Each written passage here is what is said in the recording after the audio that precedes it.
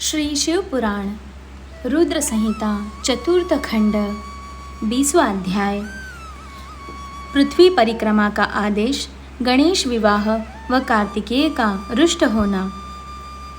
नारद जी ने पूछा, हे विधाता, आपने मुझे श्री गणेश के जन्म एवं उनके अद्भुत पराक्रम और साहस के साथ माता पार्वती के द्वार की रक्षा करने का उत्तम वृत्तांत सुनाया।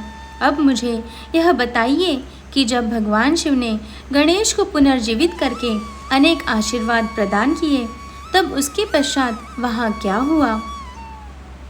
ब्रह्मा जी बोले, हे मुनि श्रेष्ठ नारद, तत्पश्चात भगवान शिव पार्वती अपने दोनों पुत्रों गणेश और कार्तिकेय के साथ आनंदपूर्वक अपने निवास कैलाश पर्वत पर रहने लगे। शिव पार्वती अपने पुत्रों गणेश और कार्तिकेय की बाल लीलाओं को देखकर बहुत प्रसन्न होते थे और बहुत लाड़ प्यार करते थे। वे दोनों अपने माता पिता की भक्ति भावना से पूजा अर्चना करते थे, जिससे शिव पार्वती बहुत प्रसन्न होते थे। धीरे धीरे ऐसी ही लीलाओं के बीच समय बीतता गया और गणेश व कार्तिकेय युवा हो गए। तब एक दिन शिव पार्वती साथ साथ बैठे हुए आपस में बातचीत कर रहे थे। देवी पार्वती ने भगवान शिव से कहा कि प्रभु, हमारे दोनों ही पुत्र विवाह के योग्य हो गए हैं। अंत हमें अब दोनों पुत्रों का विवाह कर देना चाहिए। तब दोनों ये विचार करने लगे कि पहले गणेश का विवाह किया जाए या कार्तिकेय का। जब माता पिता ने अपनी इच्छा पुत्रों को बताई, तो उनके मन में भी विवाह की इच्छा जाग उठी। दोनों पुत्र विवाह के लिए सहर्ष तैयार हो गए। तब भगवान शिव ने अपने पुत्रों से बोले, हे पुत्रों, तुम दोनों ही हमारे लिए प्रिय हो, परंतु हम एक असमंजस में हैं कि तुम दोनों में से पहले किसका विवाह किया जाए। इसीलिए हमने एक युक्ति निकाली है। तुम दोनों में से जो भी पृथ्वी की परिक्रमा करके लौट आएगा, उसका विवाह पहले किया जाएगा। अपने पिता के ये वचन सुनकर कुमार कार्तिकेय तुरंत अपने वाहन पर सवार होकर यथाशीघ्र पृथ्वी की परिक्रमा करने हेतु माता पिता की आज्ञा लेकर निकल पड़े। परंतु श्री गणेश वही यथावत खड़े होकर कुछ सोचने लगे। तत्पश्चात उन्होंने घर के अंदर जाकर स्नान किया और पुनः माता पिता के पास आए और बोले, आप दोनों मेरे द्वारा लगाए गए इन आसनों को ग्रहण कीजिए। मैं आप दोनों की परिक्रमा करना चाहता हूँ। तब भगवान शिव और देवी पार्वती ने हर्षपूर्वक आसन ग्रहण कर लिया। शिव पार्वती के आसन पर बैठ जाने के पश्चात गणेश ने उन्हें हाथ जोड़कर बारंबार प्रणाम किया और उनकी विधि विधान से पूजा अर्चना की। पूजा करने के बाद उन्होंने भक्ति भाव से उनकी 7 बार परिक्रमा की। माता पिता की 7 बार परिक्रमा करने के पश्चात गणेश हाथ जोड़कर प्रभु के सामने खड़े हो गए और उनकी स्तुति करते हुए बोले, आपकी आज्ञा को मैंने पूरा किया। अब आप यथाशीघ्र मेरा विवाह संपन्न कराएं। यह सुनकर शिव पार्वती ने गणेश से पृथ्वी की परिक्रमा कर आने के लिए कहा। उन्होंने कहा कि जिस प्रकार कार्तिकेय पृथ्वी की परिक्रमा करने गए हैं, तुम भी जाओ और उनसे पहले लौट आओ, तभी तुम्हारा विवाह पहले हो सकता है। शिव शिवा के ये वचन सुनकर गणेश बोले, आप दोनों ही महाबुद्धिमान हैं। आपके ज्ञान की कोई सीमा नहीं है। आप धर्म और शास्त्रों में पारंगत हैं। मैं तो आपकी आज्ञा के अनुरूप पृथ्वी की परिक्रमा एक बार नहीं बल्कि 7 बार कर आया हूँ। यह सुनकर शिव पार्वती बड़े आश्चर्यचकित होकर बोले कि हे पुत्र, तुम इतनी विशाल 7 द्वीप वाली समुद्र, पर्वत और काननों से युक्त पृथ्वी की परिक्रमा कब कराएं? तुम तो यहाँ से कहीं गए भी नहीं। भगवान शिव और देवी पार्वती के इस प्रकार किए गए प्रश्नों को सुनकर बुद्धिमान गणेश जी बोले, मैंने आप दोनों की पूजा करके आपकी 7 बार परिक्रमा कर ली है। इसी प्रकार मेरे द्वारा पृथ्वी की परिक्रमा पूरी हो गई है। वेदों में इस बात का वर्णन है कि अपने माता पिता की श्रद्धा भाव से पूजा करने के पश्चात उनकी परिक्रमा करने से पृथ्वी की परिक्रमा का पुण्य फल प्राप्त होता है। माता पिता के चरणों की धूल ही पुत्र के लिए महान तीर्थ है।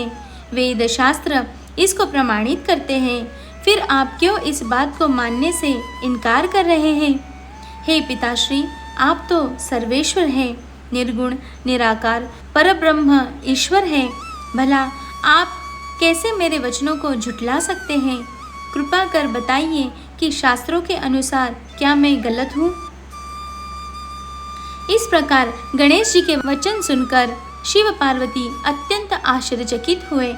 अपने पुत्र गणेश को वेदों और शास्त्रों का ज्ञाता जानकर उनकी प्रसन्नता की कोई सीमा न रही। तब मुस्कुराते हुए भगवान शिव पार्वती बोले, हे प्रिय पुत्र, तुम बलवान और साहसी होने के साथ साथ परम बुद्धिमान भी हो। यह सत्य है कि जिसके पास बुद्धि बल है वह बलशाली भी है। बिना बुद्धि के बल का प्रयोग भी संभव नहीं होता। बुद्धिहीन मनुष्य संकट में फंस जाने पर बलशाली होने के बावजूद भी मुक्त नहीं हो पाता।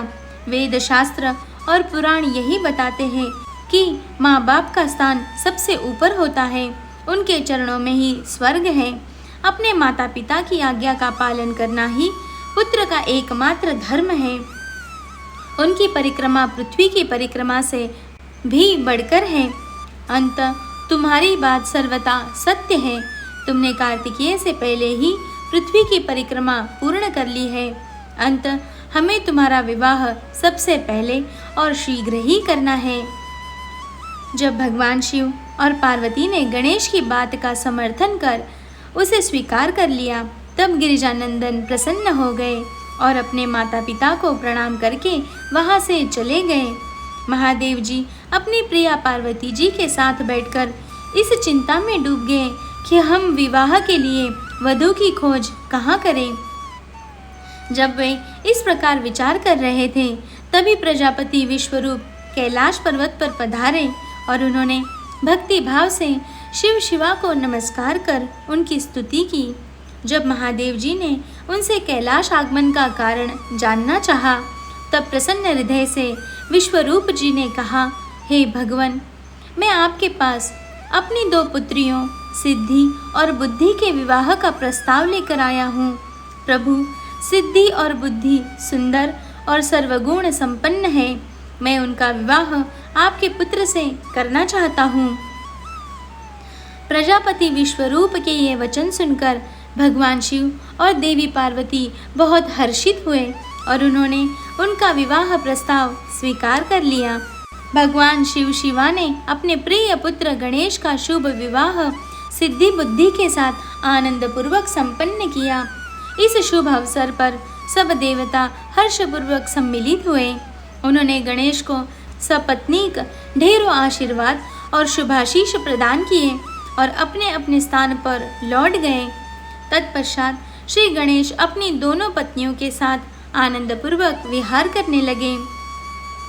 काफी समय व्यतीत हो जाने के पश्चात उनके 2 पुत्र हुए। सिद्धि से उत्पन्न हुए का नाम शुभ तथा बुद्धि से प्राप्त पुत्र का नाम लाभ रखा गया। इस प्रकार श्री गणेश अपनी दोनों पत्नियों और पुत्रों के साथ आनंदपूर्वक रहने लगे। जब श्री गणेश को सुखपूर्वक अपना जीवन व्यतीत करते हुए काफी समय बीत गया, तब कुमार कार्तिकेय पृथ्वी की परिक्रमा पूरी करके लौट आए। वे घर पहुंचने ही वाले थे कि रास्ते में ही उनकी भेंट नारद तुमसे हो गई। तब तुमने कार्तिकेय से कहा कि तुम्हारे माता पिता ने तुमसे सौतेला व्यवहार किया है। तुम्हें पृथ्वी के परिक्रमा पर भेजकर तुम्हारे भाई गणेश का 2 सुंदर कन्याओं से विवाह कर दिया है। अब तो उनके 2 पुत्र भी हो चुके हैं और वे आनंदपूर्वक अपना जीवन सुख से बिता रहे हैं। यह तुम्हारे माता पिता ने अच्छा नहीं किया है। नारद, तुम्हारी ऐसे बातें सुनकर कार्तिकेय क्रोध में भर गए। वे अत्यंत व्याकुल होकर अतिशीघ्र घर पहुँचे। क्रोध के कारण उनका मुख लाल हो गया था। कैलाश पर्वत पर पहुंचकर उन्होंने अपने माता पिता को हाथ जोड़कर प्रणाम किया।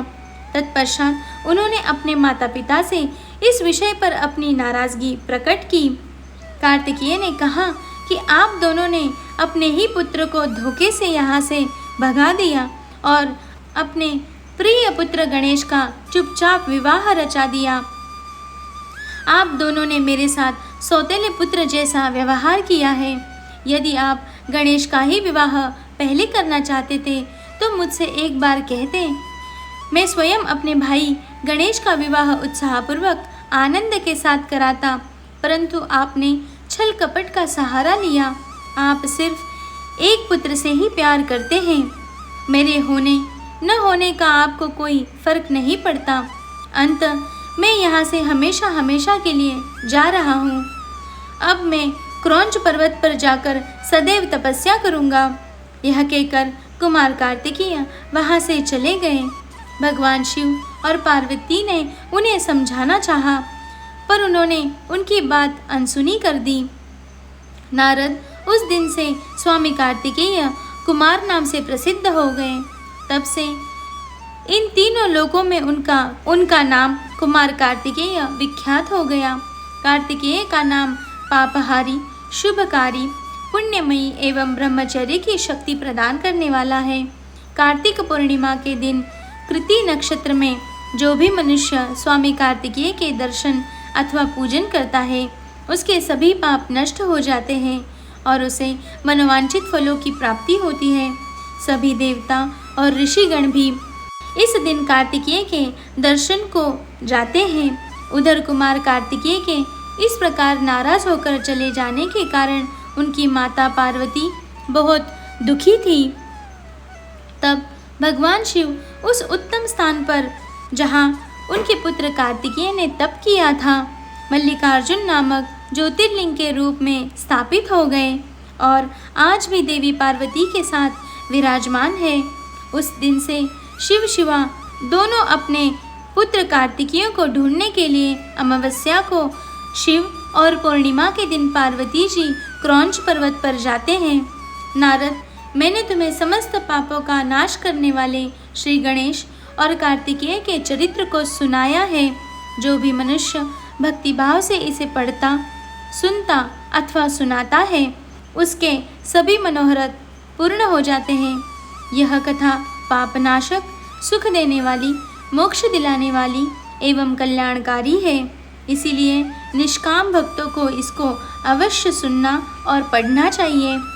श्री रुद्र संहिता कुमारखंड संपूर्ण।